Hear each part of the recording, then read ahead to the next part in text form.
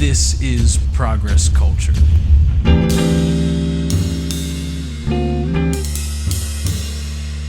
Progress Culture is a weekly happening where master drummer Paul F. Murphy and I share live improvised music and impromptu conversations with people from various fields and expertises about community, value, art, science, freedom, and progress for all.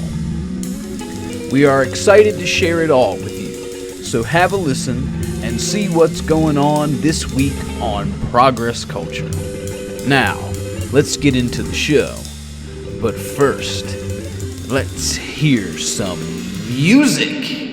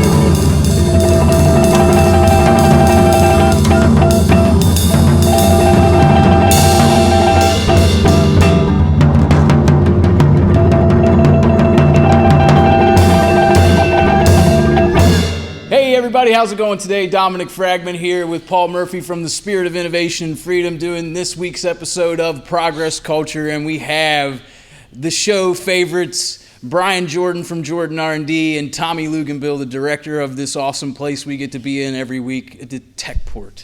The TechPort. Thank you guys for being here. It's always a pleasure. Thanks. I had this thought, you know, I spend time editing the episodes and going through these things every week. And one of the episodes that we did recently was with Paul and Jere and I, and we were talking about what iteration we thought we might be in. And sort of what I mean by that is this idea that, well, maybe I should ask you first. How do you feel about the idea that energy is neither created or destroyed?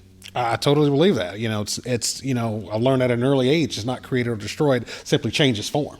So the same energy that's here now is the same energy that was here 3 million years ago. You know, so is that where you're getting at? I'm sure. Okay. Yeah. I mean, I'm getting at where it's going. Did you? Do you agree with that?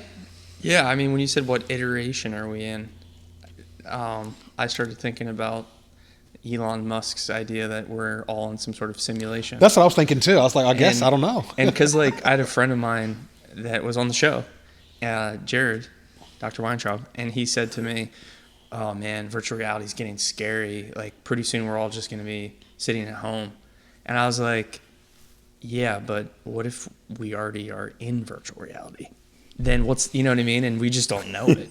And he was like, "Fair point."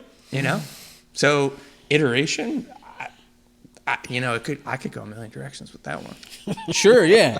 But I think if I could focus it a hair, do you have anything that you want to? No, I'm just going with it. All right, that's where I'm going. Flowing right along. I don't want to. Focus it all you want. I don't want Exactly. to go away from the idea that we might be living in a simulation. I believe that anything is possible, but I guess if we go back to the energy is not created or destroyed, Sure. then if we put iteration in that context, then that would mean like that you have swapped your energy at some point, or maybe embodiments at some point.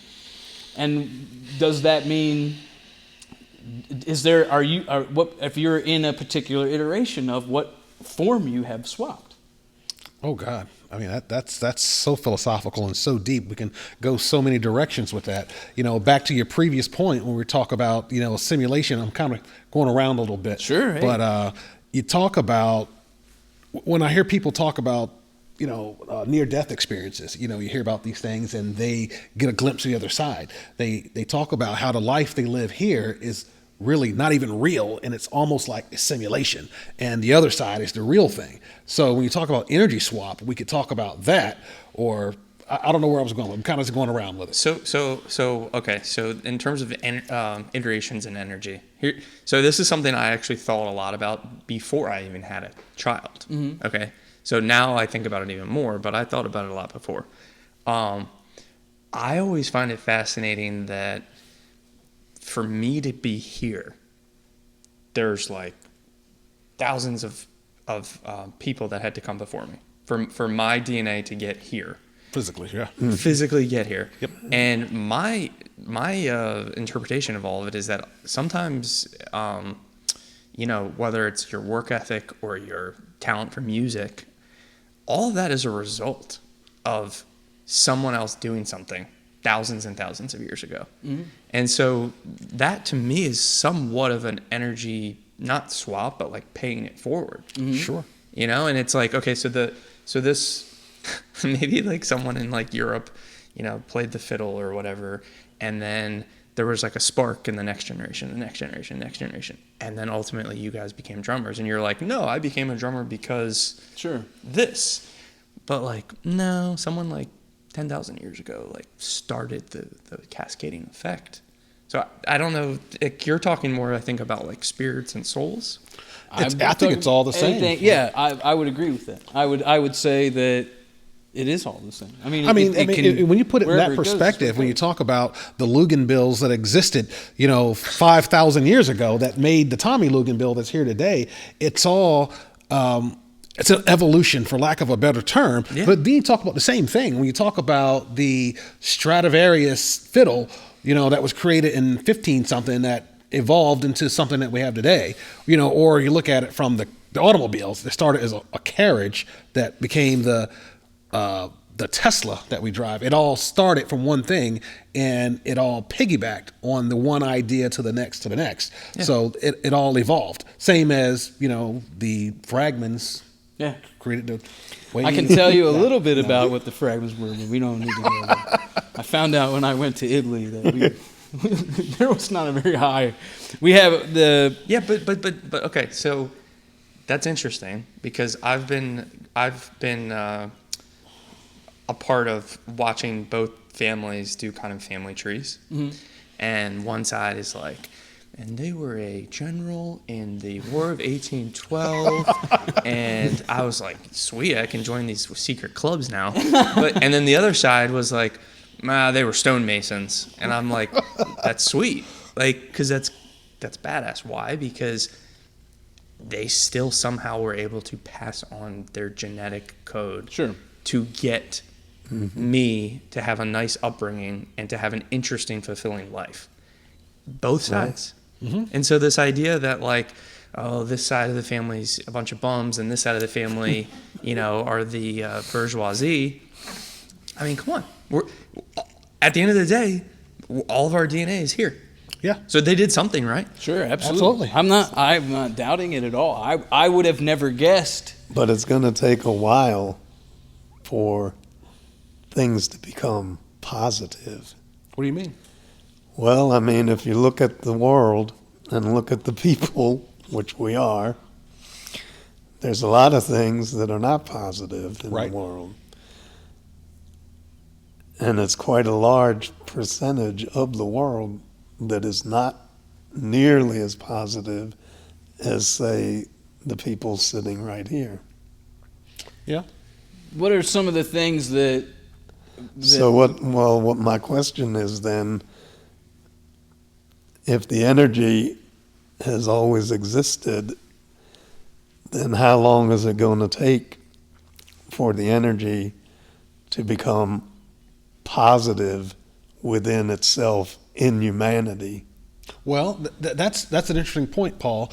I've argued with some that there is no positive and negative or good and bad when it comes to people. There only is, right? I mean, we can go from that perspective that, we just exist doing what we do. If you look at God, we're going in so many different directions here. But if you look at a lion in the wild and he attacks, say, a gazelle, the gazelle thinks the lion's bad, but the lion just has to eat. So is there really good or bad? We have our perspective, what we determine as good, but I think the energy itself is just existing, I agree. I don't think that putting imposition of condition is not congruent to truth. Yes. So just because you say something is good or bad, we do this all the time, right? This is part of, I think, for me, I know it's something that is ingrained in the way we play.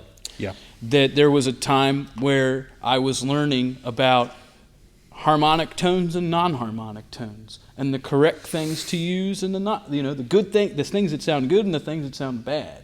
And you must strip that away in order to get to what is, because all of it is and can be utilized. Absolutely. As far as the sound goes, and we've talked about this in regard to the difference between maybe an approach to art and approach to a physical reality, where there are different kinds of consequences, right? Right. And the consequence could maybe be, if I could relate it to what you just said about the lion just needing to eat, so it eats the gazelle.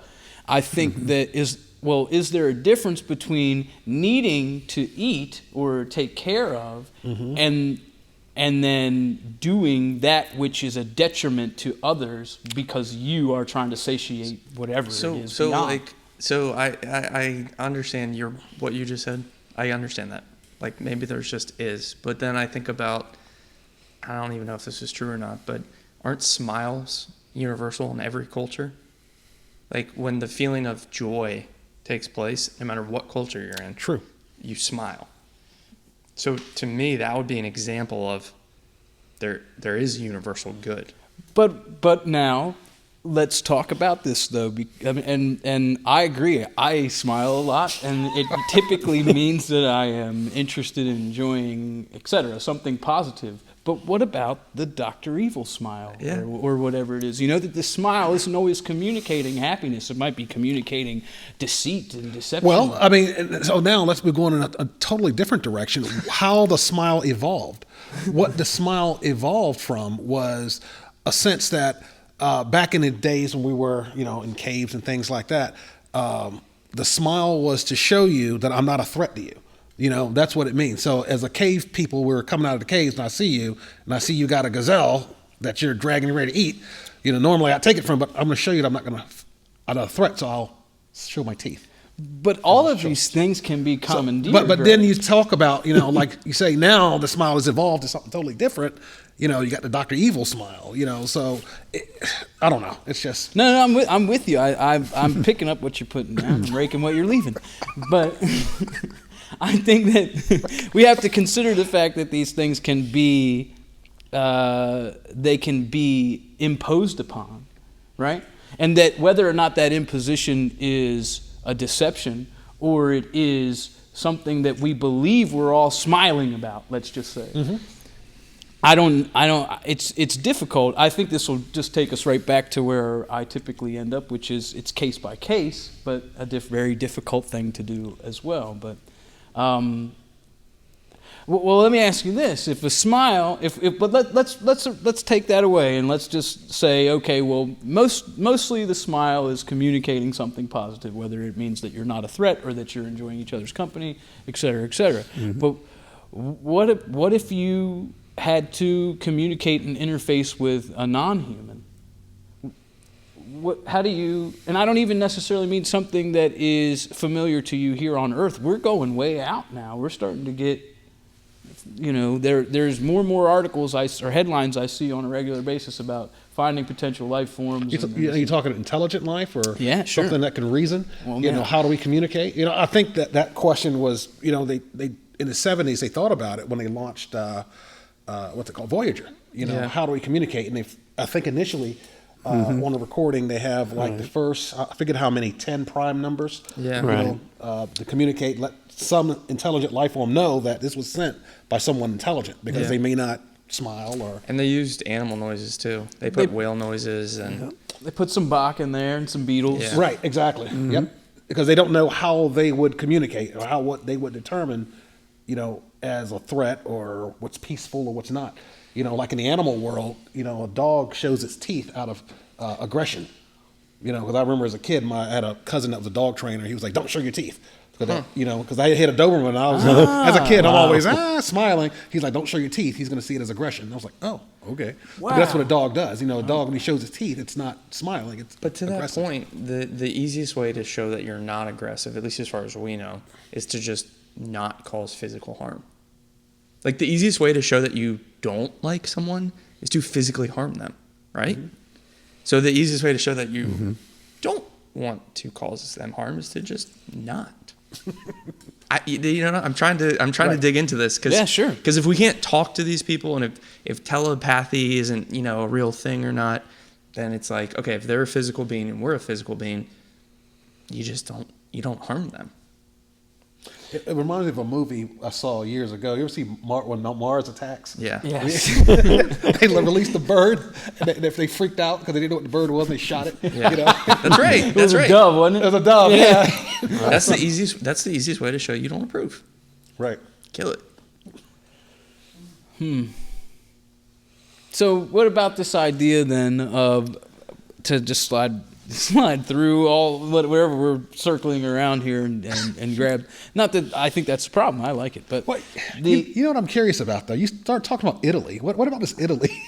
I went to Italy. It was an interesting experience. The first time that I went, I was just with a friend, and we rented a car and just drove around and for a couple weeks, and we went.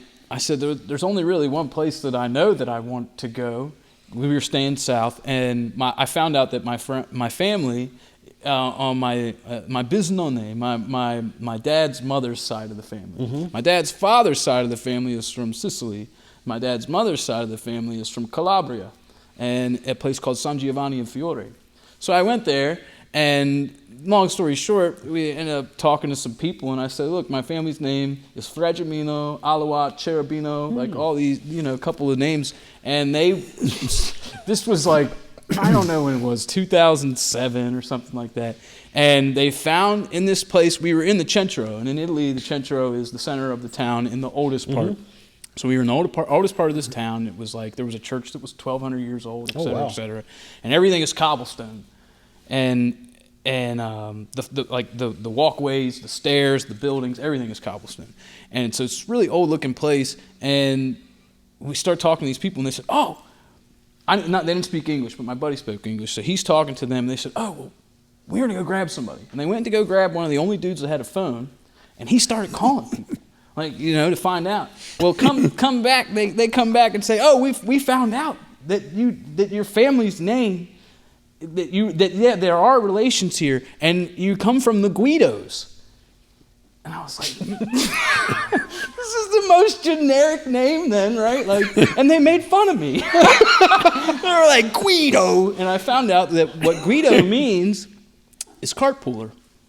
Cart puller. Or driver. Wow. Interesting.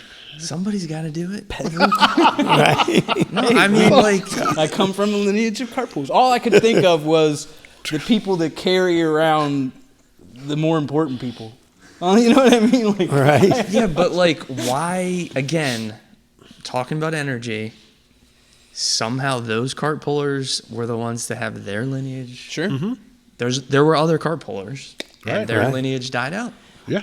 I'm not the one that laughed about it. They made fun of me. But look. So let me just do this. Let's go. And I want to go back to the iteration. So so you're talking about this energy, and it has to go, and it has to go, and it goes back or it goes forward. Now, what happens when it shifts? Right? And this is sort of what I was meaning by iteration in the beginning, and I guess I'll just frame it in a more direct question. Do you think that has a similar meaning or context to reincarnation?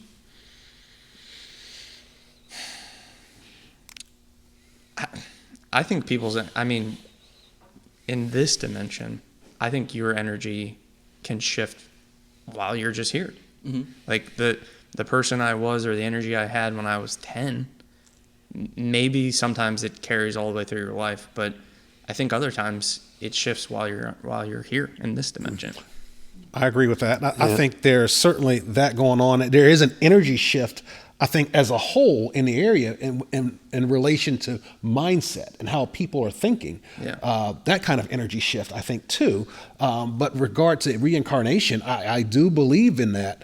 But like Tommy said, I think there can be a shift in mindset here, too, because I'm not the same person I was 20 years ago that I am now. Mm-hmm. So there was an energy shift physically, and the energy within my mind and everything else.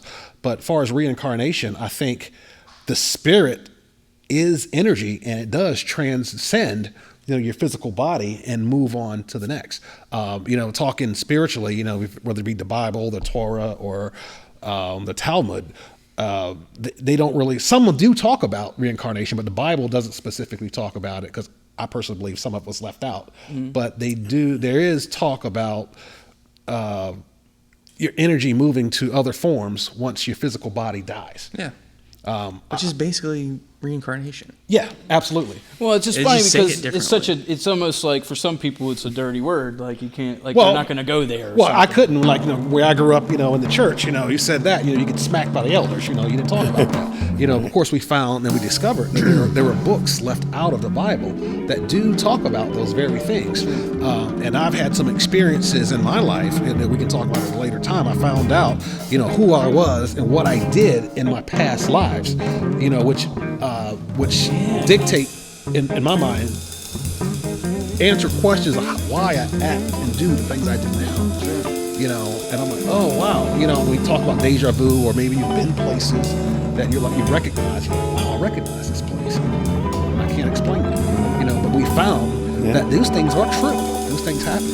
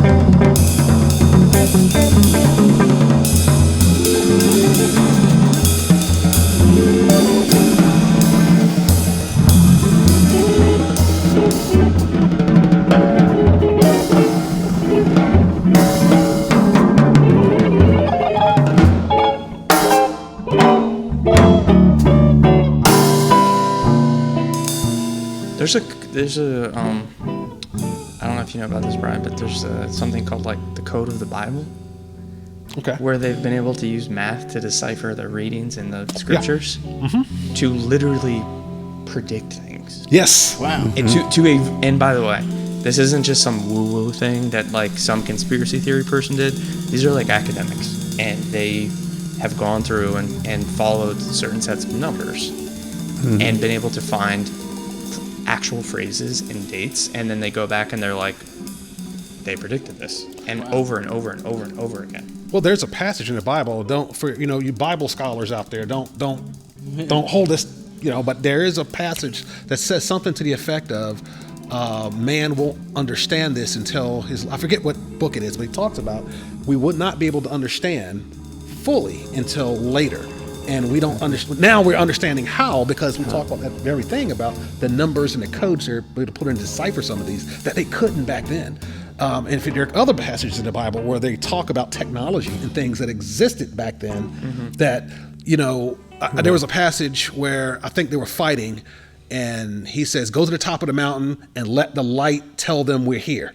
And people will saying, like, as a kid, I was told it was the light of God.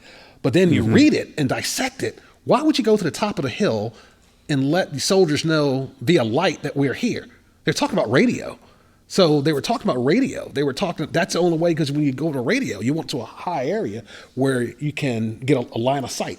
And that's what they're talking about. And also they talk about the currents in the sea. And they didn't understand it back then, but we discover now they're currents, in the sea where you can get a current and that'll go from Australia to the Galapagos Islands. But they knew about that back then. Right. So, well, the people that lived, like, say, in Tahiti, they knew about those currents. Sure, absolutely. Because they came all the way to South America way before anybody came here. Absolutely. So the kind of pick to what Tommy was saying, but there is a code that was written there, and I do believe it's spiritual and it's of God, but it was there for a reason, and we couldn't decipher it then, but now we're able to decipher it because maybe we're now in a better state mentally, or positive energy. You can also use machine learning to do all the math that's needed, right? Yeah. And and then that goes back to the point of, like, maybe we needed the time to figure out how to create that, and that time was used so that we would be ready to read it. Right. Absolutely. But energy, as far as what you're talking about, I think the core of your question, which me and Brian were dancing around, was, do we believe in reincarnation? Well, yes. Yes. Yeah, I do. But depending on what that means, I don't really know. Yeah, I don't really know what it means. Do you have any thoughts about it?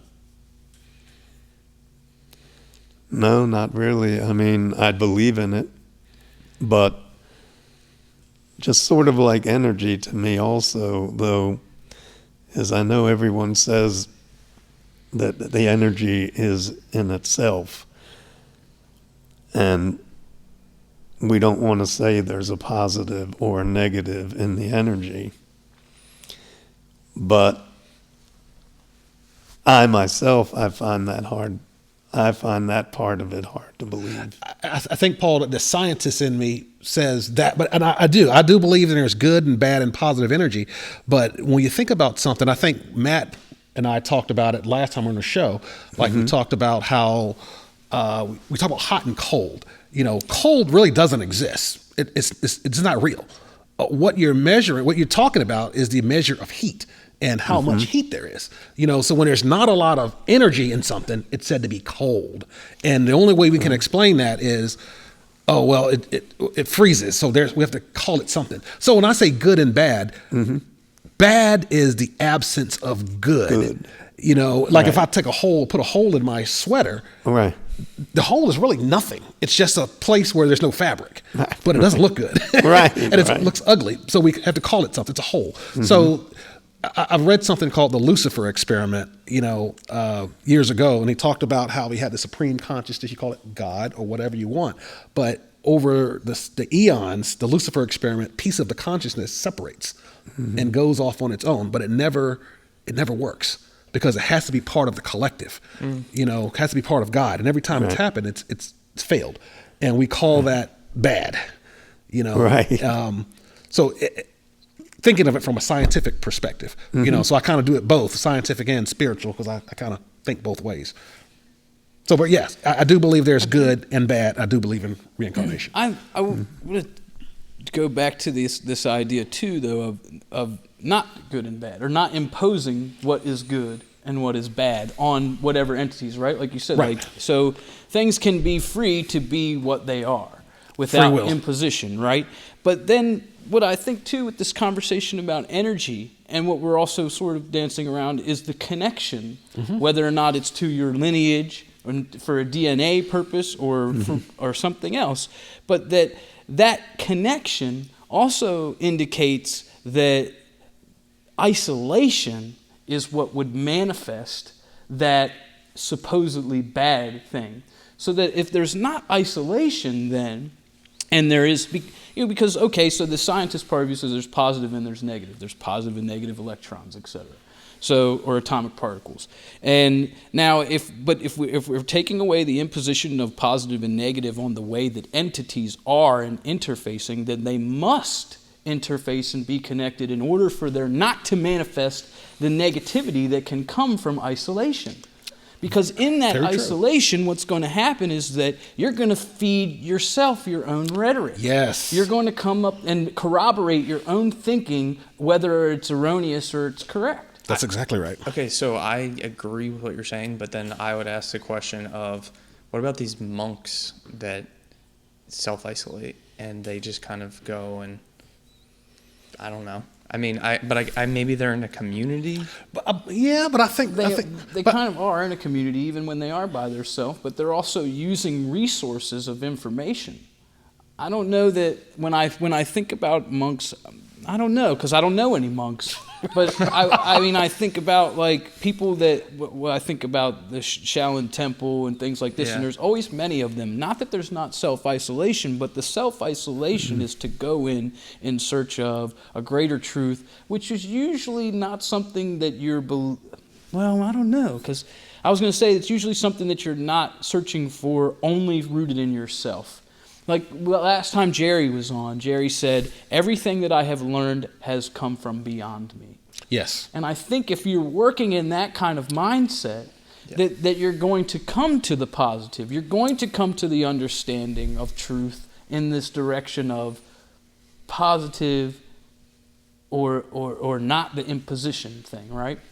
So if you're working in that mode, I think you're going to manifest that. But to say, like, if you're going to isolate yourself in with some prejudices and some negativity, you're only going to come to believe it more, and also then maybe even try to influence it on others. True. So I think that we would all have to stay connected through that positivity and the energy, and find that we should be positive with each other because we have to interact and we rely on each other. Well, I mean, yeah, I agree 100%. And when you look at it, from, like you talked about DNA, the DNA says we're all connected anyway, physically, not even the energy, we're all connected. I just recently had a DNA test, for, we did the 23andMe and the Ancestry and found some interesting things. But what's really interesting is that it even says that we're all connected. You go back far enough, there's DNA that we share.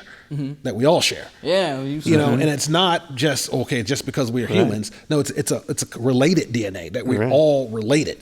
Which is fascinating to me, but it also changes it changes my mindset, how I treat people, how I react, knowing that, Tommy's my brother, Paul's my brother, Jerry's my sister. We're all connected. And I think if we all realized that and saw each other like that, there'd be less violence and less negativity in the world. Right. Then from an energetic perspective, we're all connected too, from, God or the consciousness, whatever you call it. Yeah. So we're all one. I agree. And I think that if we go into that mode, if we do have to be the lion at some point, and you have to be the gazelle, there's more of an understanding there. There's not, I'm going to take so I can have trillions. And I can be the one that manufactures and develops the goods that everybody needs. And the community cannot serve itself because it's coming from outside of the community, because somebody else is not just being a lion. They're not just trying to feed them. They're not that you should only have what's bare bones, but you know what I'm saying. I think I just had a little revelation you saying that. I mean, that makes perfect sense. When we talk about the lion eating just for the sake of eating because he has to eat. But what you said resonated with me was with malice. Why we do the things we do. If I'm going out hunting and I kill a deer for food for the family, that's good. But if I'm doing it for sport, just for the sake of killing, that's bad. And I think that's the difference that separates us from the animals, is we have consciousness and malice, and not to say animals don't do it. Some do. We've discovered that some animals do things out of malice, but that's, in my mind, when it's bad. Yeah. Well, let's do this as we're getting to the wind down time, and since we've gone so many places, and which is cool. I think that's I always take you. No, it's not about where. I mean, we've done this a bunch of times on here where there are times where I'm like I'm like, oh, this would be a great thing to ask, and I can make sure we go to this place, and it never works. But what I do, at least not when you have me up here, it's not going to work. No, it doesn't work when I have myself up here. I derail myself. So, I will say this. So, all right. So, energy swap, iterations, reincarnation, whatever. If you could choose where you were going next, what embodiment you might have, or even the idea that you did choose this one. Do you think you chose this one? You definitely choose. Do you choose. You choose on the other side. You choose. I mean, you believe you chose? Absolutely. Absolutely. Because on the other side and in the energy self, you're there to learn. And, people always say, well, I'd choose to be a billionaire. No, it doesn't work like that. You're choosing to get an experience on the other side. And I know this from experience, from other experiences, and I won't get into that here, how I know, but I've discovered things in my past lifetimes of why I'm here and what I'm to learn here. I figured out what I'm supposed to learn.